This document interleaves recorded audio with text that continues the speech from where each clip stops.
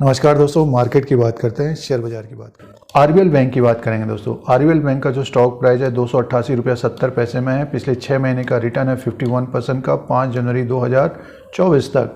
अब इसके तीसरी तिमाही के नतीजे आने वाले हैं, तो उससे पहले बैंक ने बिजनेस का अपडेट दिया है। दिसंबर 2023 तक कितना डिपॉजिट्स हुआ है और कितना एडवांसेस बांटा गया है, लोन कितना बांटा गया है, तो कितनी ग्रोथ है, इस अपडेट को देखते हैं। और तीसरी तिमाही के नतीजे आएंगे, Q3 FY 24 के नतीजे आएंगे दोस्तों। तो उसमें देखना पड़ेगा कि इंटरेस्ट अर्न और प्रॉफिट कितना रहता है, ग्रॉस अनपेज और नेट अनपेज कितना रहता है। बैंक का ग्रॉस अनपेज और नेट अनपेज बढ़ गया था, तो स्टॉक में एक तरह से गिरावट थी। पिछले 6 महीने में इसमें एक अच्छी तेज़ी देखने को मिल रही है दोस्तों। स्टॉक ऊपर की तरफ आया है और इसका जो लो है, साल का जो लो है 131 का है दोस्तों। 131 से बढ़कर ये 293 का इसने हाई बना लिया है। 293.70 का इसने हाई बना लिया। और आप ग्राफ देखिए, ये धीरे धीरे स्टॉक ऊपर की तरफ आया है, लेकिन ये काफ़ी वोलेटाइल स्टॉक है दोस्तों। एक तरह से ट्रेडिंग वाला स्टॉक है ये, और गिरता भी देखिए, इसमें गिरावट भी बड़ी आती है और तेज़ी भी बड़ी आती है। देखिए 5 जनवरी 2024 को ये स्टॉक 288 में कारोबार कर रहा है। अब जैसे कि तीसरी तिमाही के नतीजे आ रहे हैं, तो आपने निवेश किया है, इन्वेस्टमेंट किया है, इसके नतीजे इंपॉर्टेंट रहेंगे दोस्तों। आगे नतीजे इंपॉर्टेंट रहेंगे और एसेट क्वालिटी में कितना इंप्रूवमेंट रहा है, उसी के अनुसार फिर स्टॉक आगे परफॉर्म करेगा। तो जो अपडेट है नतीजों से पहले, जो बैंक ने अपडेट दिया है, उसकी बात कर लेते हैं। और हर बैंक के द्वारा ये अपडेट दिया जाता है नतीजों से पहले। देखिए आरबीएल बैंक ने ये अपडेट दिया है और बैंक का जो डिपॉजिट हुआ है, देखिए टोटल डिपॉजिट का जो अपडेट आया है वो है 92,743 करोड़ का। 31 दिसंबर 2023 तक है दोस्तों ये। और सालाना जो ग्रोथ है 13% की ग्रोथ है, और क्वार्टरली जो ग्रोथ है 3% की ग्रोथ है। टोटल डिपॉजिट्स ये पिछले साल देखिए 81,746 करोड़ का था, अब बढ़कर ये 92,743 करोड़ का हो गया। तो रिटेल LCR डिपॉजिट्स में जो ग्रोथ है 16% की ग्रोथ है। 41,209 करोड़ का डिपॉजिट हुआ है। टोटल की बात कर लेते हैं तो 92,743 करोड़ का टोटल डिपॉजिट्स हुआ है बैंक में दिसंबर 2023 तक। और जो ग्रॉस एडवांसेस है, लोन्स का जो अपडेट है 81,870 करोड़ का, 20% की ग्रोथ है दोस्तों। 20% की ग्रोथ है। और 68,363 करोड़ का 68,363 करोड़ का एक साल पहले था, ये बढ़कर 81,870 करोड़ का हो गया। तो देखिए बैंक में ग्रोथ देखने को मिल रही है। अब डिपॉजिट्स में सालाना 13% की ग्रोथ है, अच्छी ग्रोथ है ये। और ग्रॉस एडवांसेस की बात करते हैं, लोन्स की बात करें तो 20% की ग्रोथ देखने को मिल रही है। तो पिछले एक साल में बैंक में अच्छी ग्रोथ रही है। और जो बीच में जो बैंक में दिक्कतें आ गई थी, तो वो अब देखिए ख़त्म होती हुई नज़र आ रही हैं। और बैंक में एक तरह से देखिए डिपॉजिट बढ़ रहे हैं, तो ग्रोथ है डिपॉजिट्स में भी और लोन्स में भी। 20% की ग्रोथ देखने को मिल रही है लोन्स में। अब देखिए बहुत सारे नए निवेशक इसको समझ नहीं पा रहे होंगे। देखिए बैंक है ये, आरबीएल बैंक है, तो हमारे द्वारा जो बैंकों में डिपॉजिट्स होता है, तो उसके अगेंस्ट में हम इंटरेस्ट लेते हैं दोस्तों। जैसे कि 6-7% का इंटरेस्ट चल रहा है, प्राइवेट बैंक में थोड़ा बहुत ज़्यादा मिलता है। और बैंकों के द्वारा लोन दिया जाता है, पर्सनल लोन है, होम लोन है, और जो हम लोग खरीदारी करते हैं उसके लिए लोन दिया जाता है। तो उसमें क्या है कि वो जो लोन लेते हैं, तो जो इंटरेस्ट रेट होता है वो डिपॉजिट्स का जो इंटरेस्ट रेट होता है उससे ज़्यादा होता है दोस्तों। मान के चलिए 1% ज़्यादा है, तो वो उसके हिसाब से फिर वो बैंक का इनकम होता है। तो तीसरी तिमाही के नंबर्स आएंगे, उससे पहले ये अपडेट दिया है Q3 FY 24 में कितना इसका इंटरेस्ट अर्न आता है और प्रॉफिट क्या आता है, और एसेट क्वालिटी में कितना सुधार होता है। जो लोन दिया जाता है क्या वो सब वापस आ रहे हैं, तो वो इम्पोर्टेंट है दोस्तों। तो ये बैंक का अपडेट है और ये साधारण शब्दों में बताने की कोशिश है। अगर आप निवेश कर रहे हैं, इन्वेस्टमेंट कर रहे हैं, तो किसी भी कंपनी या फिर फर्म के बारे में जानकारी रखना चाहिए, उसके बिजनेस के बारे में। इससे पहले इसमें थोड़ी बहुत दिक्कतें आ गई थी और अब काफ़ी सुधार हो रहा है। तो स्टॉक भी देखिए अब 288 तक पहुंच गया है। अब दोस्तों मार्केट कैप की बात करते हैं। 17,415 करोड़ का मार्केट कैप है।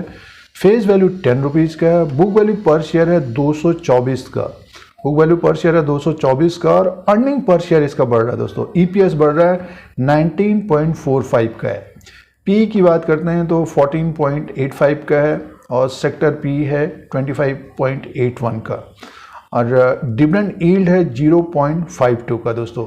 तो इसका जो बुक वैल्यू है 224 का है। बहुत सारे टूल्स के द्वारा देखिए जो फंडामेंटल्स की बात करते हैं तो जैसे कि बहुत सारे जो एनालिस्ट होते हैं वो ईपीएस के द्वारा देखते हैं, बुक वैल्यू के द्वारा देखते हैं, पी के द्वारा देखते हैं और ओवरऑल आप देखेंगे किसी भी फर्म की या फिर कंपनी की तो उसमें जो इनकम है वो उसमें कितनी ग्रोथ आ रही है तिमाही, सालाना और प्रॉफिट कितना बढ़ रहा है। अगर आप सालाना भी देखेंगे 15-20% की ग्रोथ अगर दिख रही है उसमें, और जैसे कि बहुत सारे आप कंपनियों को देखते होंगे तो 15-20% की ग्रोथ रहती है तो उसी के अनुसार शेयर भी बढ़ता है दोस्तों।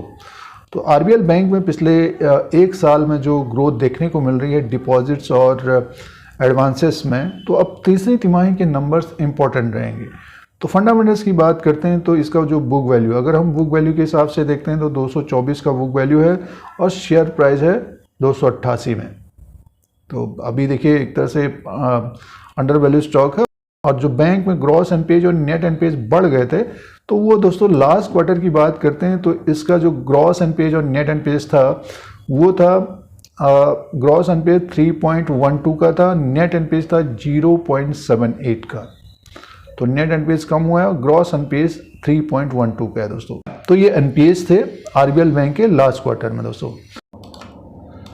अब दोस्तों बात करते हैं शेयर प्राइस के अनुसार और आरबीएल बैंक का ये साल भर का ग्राफ है। देखिए आरबीएल बैंक में काफ़ी उतार चढ़ाव होता है। स्टॉक में जो तेज़ी बनी है ये 145 में था ये 24 मई 2023 को, उसके बाद स्टॉक सीधे से ऊपर की तरफ पहुंच गया 239 में। उसके बाद देखिए ये 239 से गिरकर नीचे की तरफ 219, 215, फिर से ऊपर की तरफ गया 241 और स्टॉक में फिर गिरावट आ गई दोस्तों। तो इसमें जो फिर जो तेज़ी बनी है 217 से बढ़कर ये सितंबर के मंथ में इसने 255 का हाई बनाया, फिर स्टॉक गिर गया और 220, 222 के आसपास आया, फिर स्टॉक ऊपर की तरफ गया ये 252, फिर नीचे की तरफ आ गया। तो कहने का मीन्स ये देखिए ग्राफ के अनुसार जो बताने की कोशिश है, काफ़ी उतार चढ़ाव वाला स्टॉक है ये। देखिए अभी स्टॉक ऊपर की तरफ चला गया था और 290 के आसपास, फिर से स्टॉक में गिरावट आई और स्टॉक ऊपर की तरफ है। जो ट्रेंड है इसका आरबीएल बैंक का वो अप ट्रेंड है दोस्तों। काफ़ी वोलेटाइल स्टॉक है, ट्रेडर इसमें काफ़ी एक्टिव रहते हैं, इस तरह का स्टॉक है। तो आगे आने वाले दिनों में जिस तरह से ग्रोथ देखने को मिल रही है तो स्टॉक में ऊपर की तरफ 300 को क्रॉस करता है तो इसमें अच्छी खासी तेज़ी हो सकती है दोस्तों। और जो 293 रुपये 70 पैसे का इसने हाई बनाया, इसको क्रॉस करता है तो 300 का एक साइकोलॉजिकल इसका रेजिस्टेंस होगा। और देखिए ये 5 साल का ग्राफ है और 5 साल के अनुसार अगर हम आरबीएल बैंक की बात करते हैं तो 49% का माइनस है दोस्तों। 5 साल से जिन्होंने आरबीएल बैंक को ले रखा है तो इस तरह का एक्सीडेंट भी दिखता है मार्केट में। देखिए ये स्टॉक ऊपर की तरफ था 342 2019 में, उसके पहले देखते हैं तो 667 में था दोस्तों। अब जिन निवेशकों ने देखिए ऊपर के लेवल पे खरीदा होगा, ये 2019 की बात है दोस्तों, 4-5 साल पहले की बात है। देखिए ये ग्राफ है तो एक तरह से इसमें काफ़ी गिरावट देखने को मिली है। अब स्टॉक में एक जो ट्रेंड बना हुआ है दोस्तों, अब ट्रेंड बना हुआ है तो ऊपर की तरफ 300 को ये क्रॉस करता है तो एक अच्छी तेज़ी बन सकती है इसमें। 329 रुपये 70 पैसा और उसके बाद 348 और उसके बाद ये 360 से 374 तक जाता हुआ दिखाई दे सकता है दोस्तों। लेकिन बीच बीच में प्रॉफिट बुकिंग आती हुई देखी जा सकती है दोस्तों। काफ़ी वॉलेटाइल स्टॉक है ये, तो जिन निवेशकों ने इसको अभी लोअर लेवल पे लिया है तो उनको तो रिस्क नहीं है। जिन्होंने 150 200 के आसपास लिया है तो उनको रिस्क नहीं है। जो यहाँ पर ले रहे हैं 288 300 के आसपास तो उनका जो रिस्क रहेगा दोस्तों, तो मान के चलिए कि जैसे कि 270 का एक सपोर्ट रहेगा, उसके नीचे आता है 260, तो यहाँ से 30 पॉइंट का एक रिस्क रह सकता है। और उतार चढ़ाव काफ़ी होता है इसमें और ऊपर की तरफ अनलिमिटेड रह सकता है दोस्तों।